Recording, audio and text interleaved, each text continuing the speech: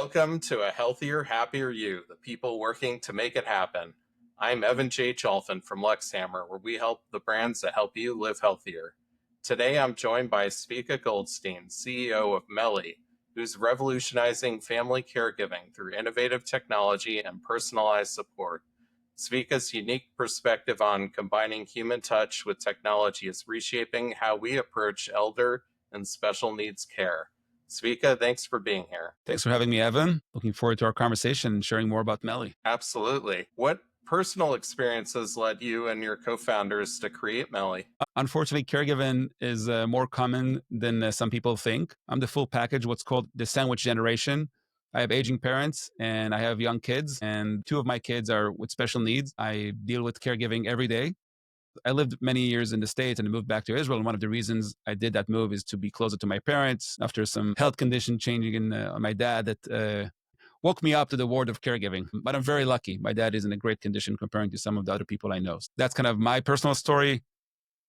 I'm fortunate to have two great co-founders who had similar experiences in caregiving, and we all kind of knew that this is something we want to solve. After many years in tech and building enterprise software, we wanted to bring our expertise to a space that doesn't get a lot of attention from people with our kind of background. Yeah, absolutely. I can definitely connect personally, having been a caregiver for my father in the last 4 years of his life. So I know very much the toll that it takes when you're taking care of a loved one and when it's your parent.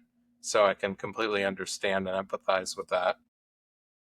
Yeah, we have many of us out there, and we think that there's a way to help all of us to navigate care in a better way. We can take the problem away. We can remove caregiving from this world, unfortunately, and we can reduce some of that pain that you're talking about and make this journey a little bit easier for many of us. Yeah, absolutely. How do you approach care coordination and how does that differ from traditional solutions? Yeah, I think first of the alternative that you have in the market today would be what we call a care management, right? So you have a care manager and you can approach them, and a care coordinator or care manager would be someone, usually a social worker or genetologist, someone with a specific type of background that can help you build for you some sort of a care plan and walk you through the journey of caregiving.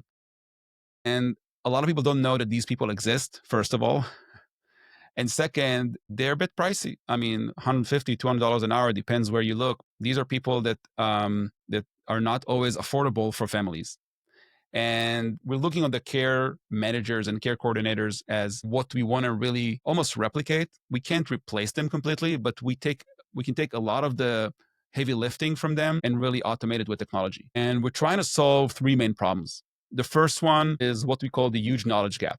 Many people, when they start with caregiving, they basically start discovering things on their own, trying to figure out things themselves, talk with friends, read about it in Google. And unfortunately, in many cases, they don't really get the right information. That leads to delay in care, that leads to wrong decisions. Huge problem, knowledge. The second thing is, even if I tell you everything that you should know around caregiving for your specific case, getting things done is not that simple. And why? Because things are not available for you at any time. Finding those specific details is not that easy. Filling up all these forms and finding these forms alone can be a nightmare. In the US, there's a huge problem of distance. The proximity of care is one thing, but then a lot of the kids are not next to their parents and they're trying to support them from distance. And then it makes it way more difficult. You can think about many examples, but even like getting a power of attorney is something that you would need a local state attorney that can actually support their care law. And that's not something that you'll find in your area. When you start dealing with the actual caring, you find that it's not that simple to execute care. And that's the reason there's a huge bucket of how to get things done. And the third thing is really around the day-to-day of caregiving. At the end of the day, it's a care team that is trying to get together. Of course, you have some cases that one person is doing all the work themselves. But in most of the cases, we see some sort of a care team built. It can be the siblings, of course, the partner in life, if they're still available and can support, and neighbors, friends, professionals involved. But then you become some sort of an operator. You have to start coordinating all these things. You have to make sure that people come and they show up, and mom cannot get to the doctor. So who will take her and all that wonderful stuff. And this is real life examples that people need to kind of block and tackle. What is your operation system? How do you manage all of that? What tools do you have as a caregiver to give your loved ones the best support that they need in that time? And that's really what we solve: knowledge, execution, and ongoing operation of caring. And again, the personal experience, it helps a lot. Unfortunately, we come in, we felt the pain, but we talked with so many cases before we started, and we feel that there's something there that is really not tapped by technology the way that we attacked it. And that really allows us to bring something very scalable, more affordable, highly available, and really kind of touching people in a much more comprehensive way and a reasonable way. I would say that when we get feedback from customers with users that actually use our tool and how it helps them, we understand that we're doing something different. We understand we're doing something right that is really, really helping them to navigate that very painful time. Long answer to your question, but hopefully it gives you a good answer about what we're doing and how it's different. Yeah. So where are you focusing most of your energy in developing Mellie right now? We are very, very focused on making sure that these three problems are solved properly and really ensuring that they're interconnected. Some have asked us, just solve the care planning or just solve the tools for the caregiving. But the way that we think about it, these things have to be interconnected to really build an end-to-end platform for caregivers. So that's our specific kind of focus from day one, is really to ensure that everything is interconnected, and the platform is very detailed in terms of the way we built it. We're leveraging AI in multiple ways. We have a lot of experience with machine learning from our background, but we try to touch it in the places where the consumer is getting value, and we don't really expose AI in any way that is replacing a person on the other side. So you won't see us giving you bots or anything like this at this point, because we still really want to make sure that the human option is available for you. And behind any type of interaction with Mellie, you still have a person you can reach out to. And then as we grow, we think a lot about how to address different type of population. We started in elder care. We expanded to kids with special needs now. We just launched it. And when we continue to grow into new existing categories of care where our solution technology can really be valuable.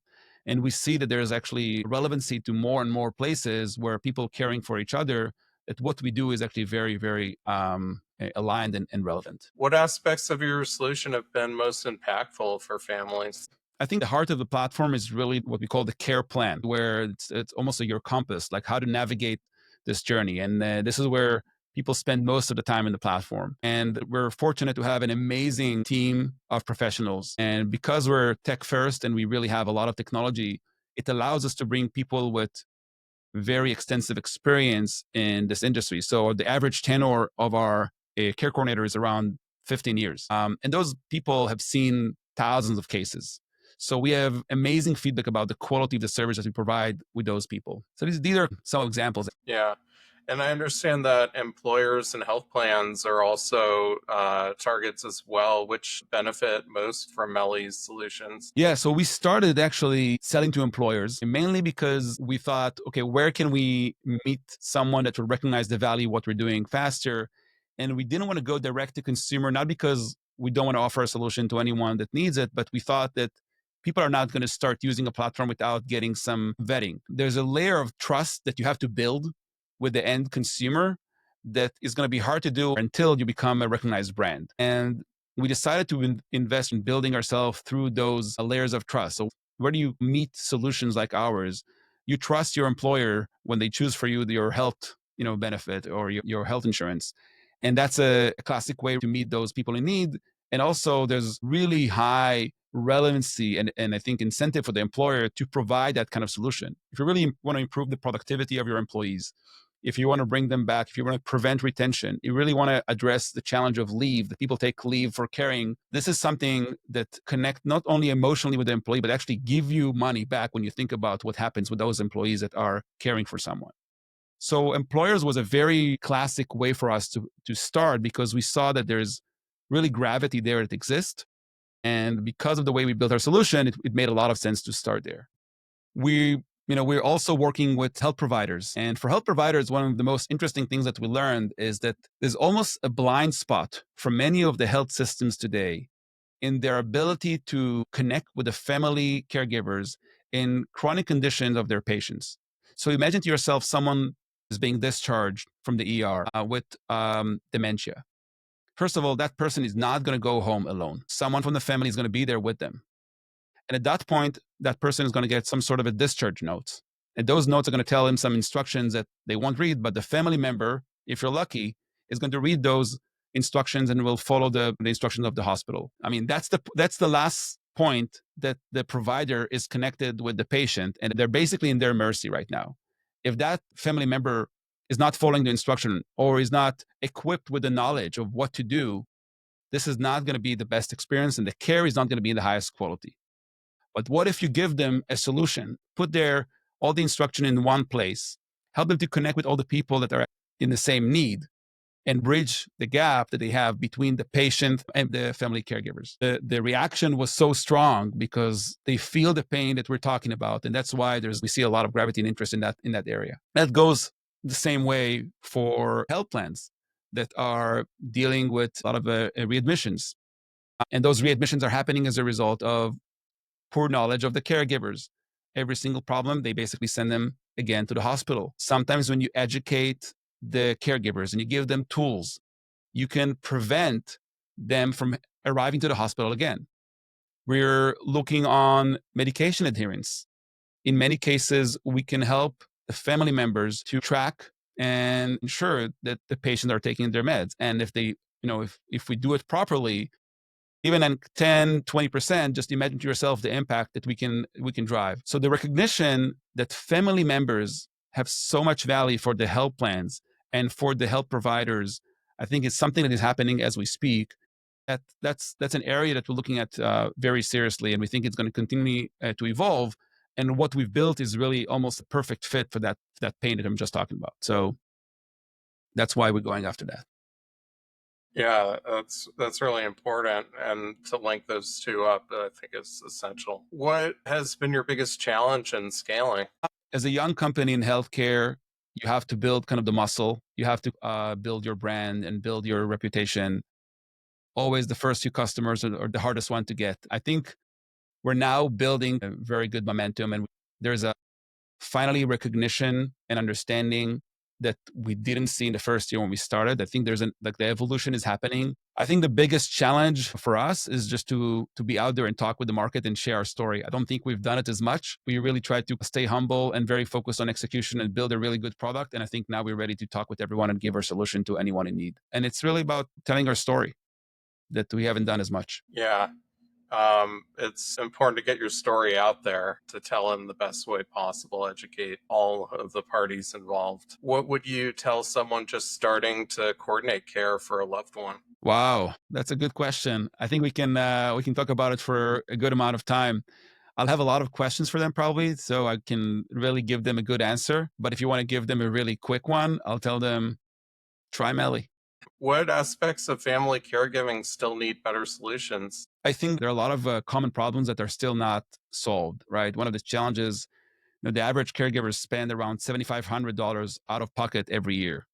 I wish I could solve that right now. I don't think they should spend more money out of pocket. We're trying in any way to give the money back where we can, but we're not solving it completely. Second, there are a lot of challenges of anxiety that caregivers are dealing with on their own. And we're looking on the patient and we're focusing on giving the patients all the help. And we're talking about the loved one, right? But the family caregivers are going through a lot themselves. And sometimes we need to think about what can we do for them? And we deal with it ourselves, but I think there's much more to be done there. So these are two that come to mind immediately as you ask. I'm sure there are more. There are too many problems in this space that we can continue innovate and solve for. Yeah, absolutely. What would you say is the biggest roadblock right now to wider adoption? I think explain the power of technology for caregivers that hasn't been told as much, mainly because there are many great companies doing great things today in our space. Not a lot of them are investing in tech the way that we did. And I think there's going to be the realization that tech can actually help caregivers navigate care better. And that we'll be able to kind of meet those customers. That will change the momentum for sure. And I think this is what we're doing right now. We're starting our journey really to kind of tell that story more loudly than we did so far. Yeah, definitely. Um, and maybe just think about it from a different perspective. What makes it difficult to stand out in the healthcare benefits space? The benefit space is interesting. HR leaders are going through a lot. They have a lot of options and have a very big mission to uncover. They have to basically support 20,000 lives and really bring them the best thing they can with budget constraints like many other organizations, right? I think to help them, we have to be very precise in who we're talking with and who we're selling our solution. We had a situation when we talk with the organization that the average age of the employees was, 28 or 32. And the likelihood of having a lot of family caregivers to older population is just statistically lower. And we walk away. We basically say, you may want to look on fertility or other benefits that probably higher priority for your employees right now. So I think when we do a good job understanding the HR needs and their focus areas and their constraints, we're doing a better job in really navigating who we're talking, who we're investing time with. I think that's one thing that definitely changed our dynamics with the market. Second, there's specific sectors where the need for a platform like ours is substantially higher. And when you have a platform, when you have an app, when you have something that's technology oriented, that is actually helping you, it changes the interaction with the end user and it gives tremendous value. And we found that when we're talking with those kind of companies, the impact that we have is just substantially higher. So these are the two easy ones to share what we do. Now, HR leaders, to your question, I think they need to look and understand their organization the best way. I would say when they look on the options that they have and the population they serve, I would say that most of them have a better sense of why caregiving is becoming a priority.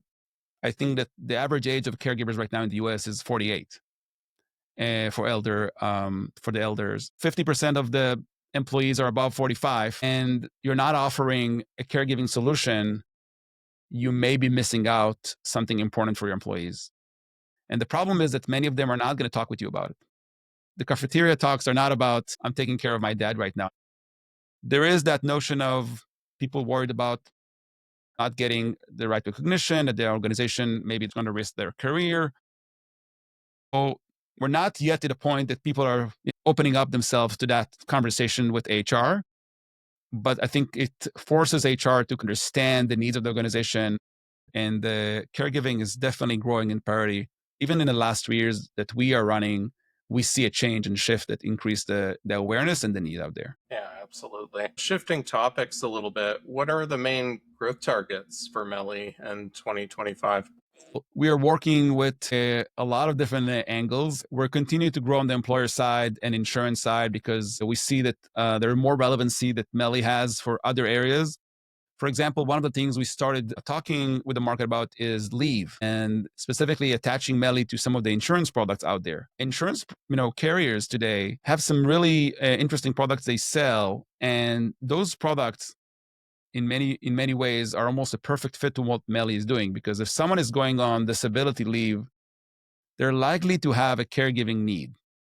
Now, it's one thing when the employee is going through themselves, but it's even more common when one of their family members is in need.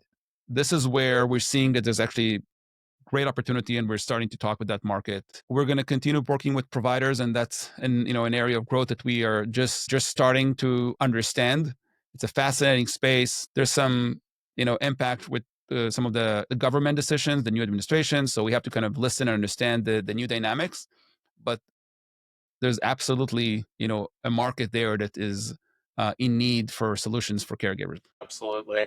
Which services or capabilities are you most focused on developing? Most recently, we started offering Mellie in multiple languages, and we expanded. And this is really to address a larger population in need. We're looking on a lot of capabilities to really enhance automation. So, for example, let's say that you're becoming a caregiver and you don't know what Medicare plan your parents are on. So you basically you get the policy file. You can upload it to Mellie. We'll be able to use some pretty basic machine learning to understand what are you eligible for, and then bring it to your care plan and almost map the services to your specific need of the family. So we always look for ways to automate things that people could do themselves manually, and that's the day to day.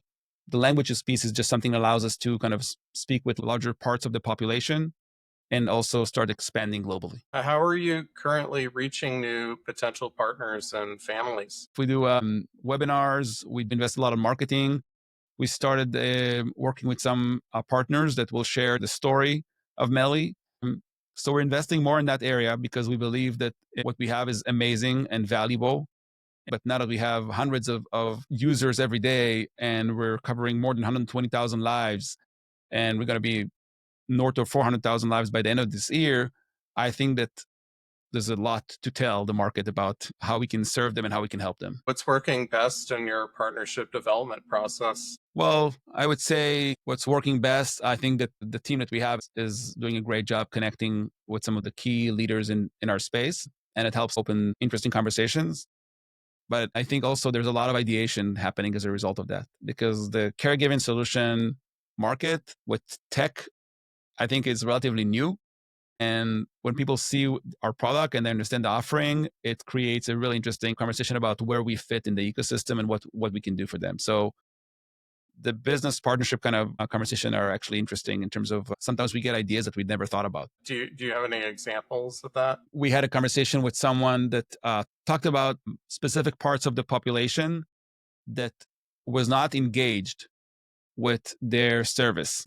And they believe that a big portion of the disengaged population was as a result of caregivers that are just not connected with the provider because they're just not informed or they're not part of the loop. And the providers are just not able to get in front of the patients. They're missing appointment and many other things. So the opportunity for them and every percentage point that you will improve of that bucket of disengaged population, that's money back to their pocket, basically. And if we can help them really bring those patients back, it's a huge opportunity. And I never thought about ourselves as someone that's just improving engagement with disengaged patients, but I completely understand how this is relevant in a world where those patients, usually in chronic conditions or chronic illness, are not able to communicate with provider as frequently as someone that won't be engaged with any of the communication attempts that they have. So when you start building a bridge to the family this way, there's a shift. So that's a real example. We're still learning about it, but I think this is really fascinating to understand that the health providers have such an important role in connecting with the families. And once they do that, I think there's a really great opportunity to support those patients in a much better way. Yeah, absolutely. So, what trends in family caregiving and healthcare technology excite you the most? Well, of course, I'm looking forward to see like what AI means for us in the more meaningful way and how we can leverage it in our solution. We keep on talking about this. I think that the implementation of AI today that we have is really considerative of the end user and trying to ensure that we're not doing something that can actually take a proactive step. But I know that down the road, we'll see more opportunities there and we'll keep on learning and trying to find ways to bring that type of automation. I think interconnectivity is another one. I think that there's a great opportunity to connect and build a solution to interact with some of the bigger platforms out there that are eventually missing that connection to the family caregiving space. Can be, EMRs, EHRs, can be many other, solutions out there that are helping to operate the health systems. There are always other things that we're looking at, and I'm sure we'll have more down the road. And we are very good in listening to our customers and understanding where there's an opportunity to support them better. So, what's going to be crucial for Mellie to get right in the next year? Well, we're very focused on our growth right now. We're a startup that is laser focused on execution. Our goal is really to give our customers the highest quality of service. Every single customer of Mellie has to feel that we're providing value. And we're very focused on that. We're trying to bring the top talent to join our team and really help us to build this mission together. And to be a mission-driven company like ours and really have that in front of you, I think it forces you to think about how you do business in a very specific way. We're very fortunate to have amazing customers and partners so far. And I really hope that we'll continue growing this way. I'm proud of every single customer that we gained so far and the relationship we were able to establish. Yeah, you really should be. And what you're doing is incredible. So, I thank you for all of your efforts and what you've put together so far. I'm excited to see you continue to grow. Thank you very much, Evan. I hope so. That's it for today's episode of A Healthier, Happier You, the people working to make it happen. Huge thank you to Zvika Goldstein for sharing his insights and the amazing work Mellie is doing to support family, caregivers, and improve lives. If you've enjoyed this conversation, make sure to subscribe, leave a review, and share it with someone who could benefit. And if you're a brand or business making an impact in health, wellness, or personal care, we'd love to help you grow. Connect with me at luxhammer.com. Thanks for listening. Until next time, stay healthy, stay happy, and keep making a difference.